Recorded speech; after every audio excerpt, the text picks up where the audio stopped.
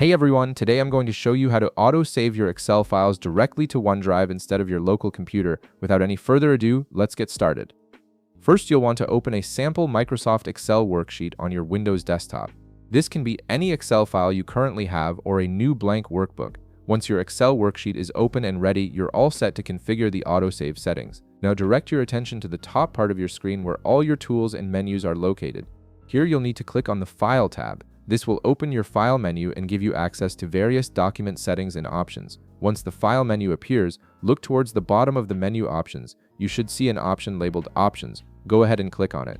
After clicking Options, an Excel Options window will appear on your screen. This window contains all the customizable settings for your Microsoft Excel application. On the left-hand side of this window, you'll see a vertical menu with different categories.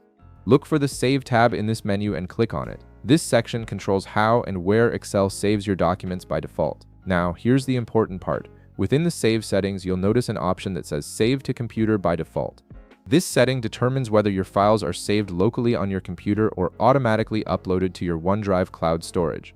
To enable autosave to OneDrive, you need to toggle this option off. By turning off this setting, Excel will automatically save all your files to OneDrive instead of storing them on your local machine. This ensures your work is backed up in the cloud and accessible from any device connected to your OneDrive account.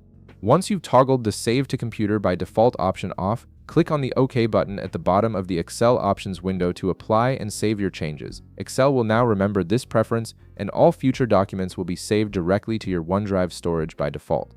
And that's it. You've successfully configured Excel to auto-save your files to OneDrive, ensuring your work is always backed up and accessible across all your devices. If this video helped you out, be sure to leave a like, subscribe, and I'll see you in the next one.